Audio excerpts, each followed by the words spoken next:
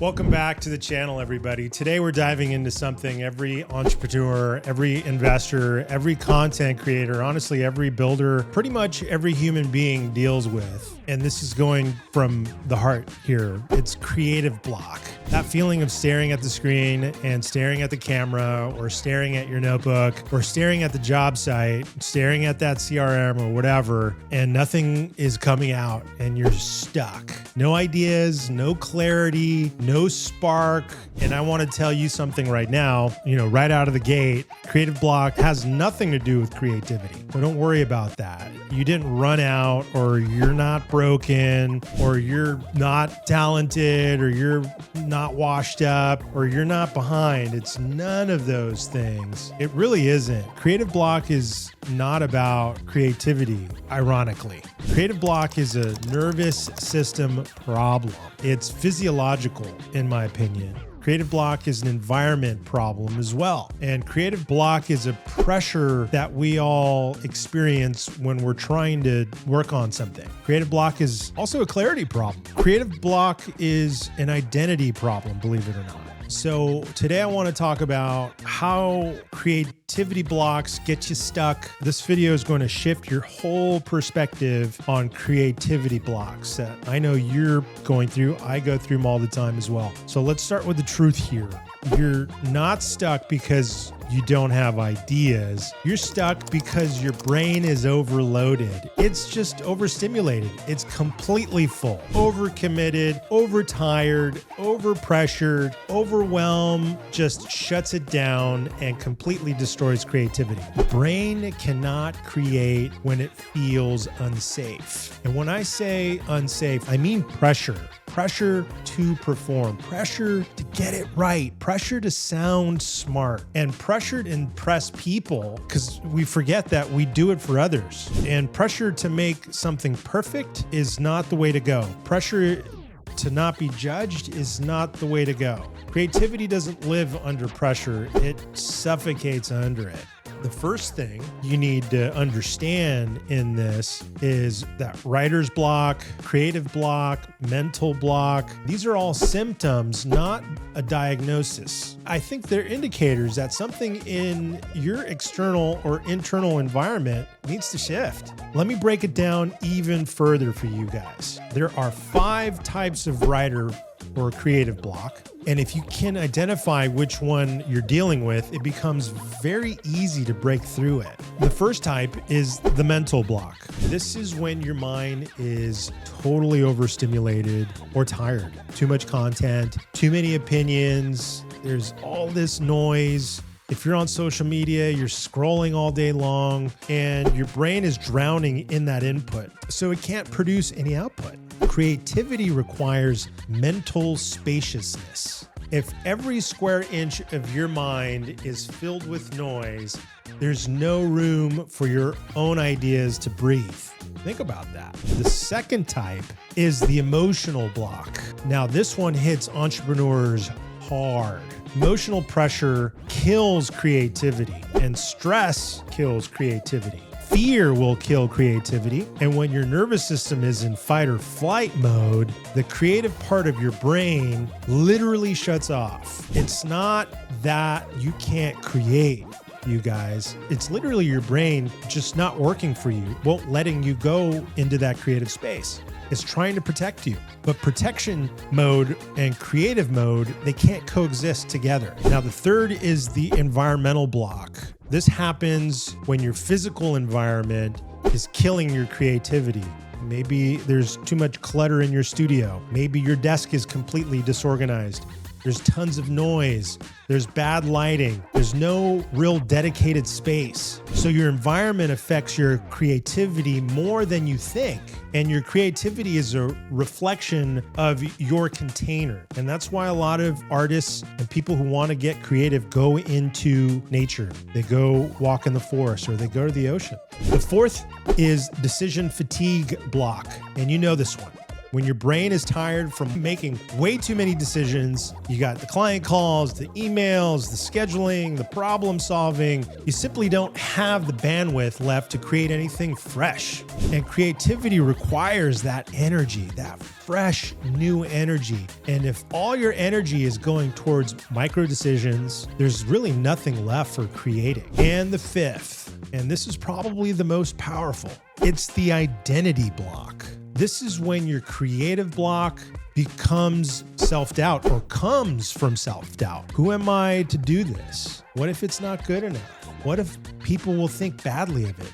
What will people think of it? What if I fail? Identity blocks are the most dangerous because they don't just block creativity. They block your growth. They silence your voice and they paralyze the momentum. And we all need that wind behind our sails. Momentum is everything. So here's the point, everybody.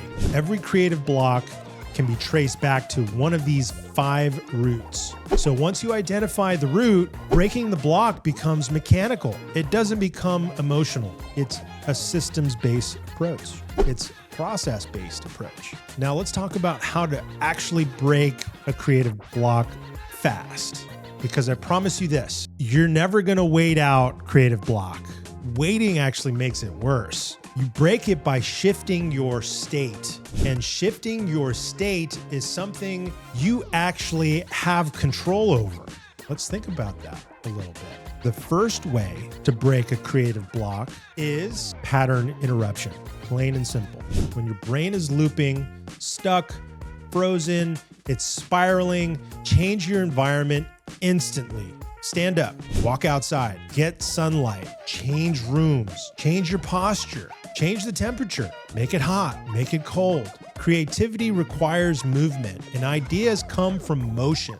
Going back to the nature bit, for me, that's where I go when I need to clear space. The second way is lowering the bar. This is huge. Most people don't create because they think their creation needs to be epic, perfect, brilliant. The pressure kills the creativity. Instead of, I need the perfect script, shift to, I'm going to write a bad first draft.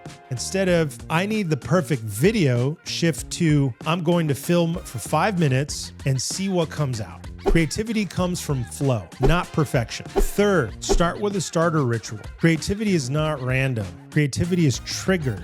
Every top performer in the world has a ritual. They have a playlist, they have a beverage, they have a space, they have a smell, they have a particular lighting setup, they have a breathing routine. When you ritualize creativity, your brain learns to enter creative mode automatically. That's activation. Fourth, change your input to change your output. If you only consume the same content, work with the same people, talk to the same clients, go to the same places, your creativity dries out.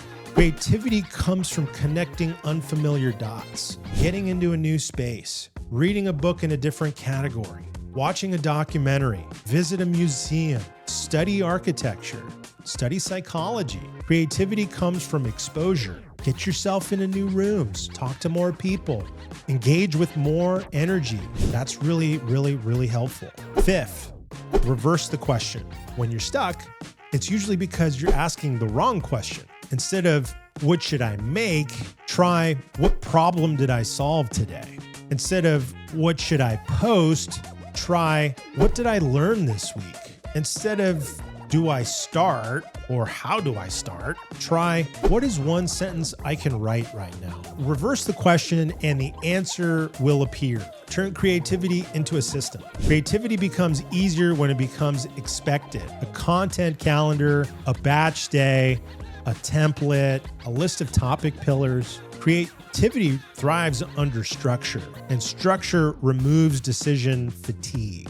Once you start getting these reps in and you start really dialing in on the activation of your creativity, things become a lot easier, I promise. And the seventh, get your nervous system out of survival mode, because the reality is you can't create while your body thinks you're under attack. Creativity and fear cannot exist in the same room. So get sunlight, breathe a little slower, and reduce caffeine. That's going to be really hard for a lot of you. Relax your jaw, drop your shoulders. You'd be shocked how quickly creativity unlocks when your body feels safe. Loosen up a little bit, get a massage, go to the chiropractor, do yoga, stretch, move your body. And eighth, celebrate micro wins. Creativity is a compounding skill. The more you create, the more creativity flows. So celebrate the small wins. The paragraph that you wrote, the idea that you captured, the video that you recorded. Micro wins build macro confidence. And that stuff compounds. So it's a little jam turns into a big jam that turns into a big concert. And then next thing you know, you're in front of 10,000 people. So let me leave you guys with this. Creativity is not something that you lose. It's something that you bury under pressure, the noise, the fear. And once you remove these layers, creativity returns immediately. Creativity isn't hiding, it's waiting. Let me repeat that. Creativity isn't hiding, it's waiting. If you want me to do another part to this series, breaking down how to create a content engine that never burns out, comment unblock below. I'd love to talk to you guys about how to help break the creative's block in your business. Make sure you subscribe, hit the bell, and I'll see you on the next one.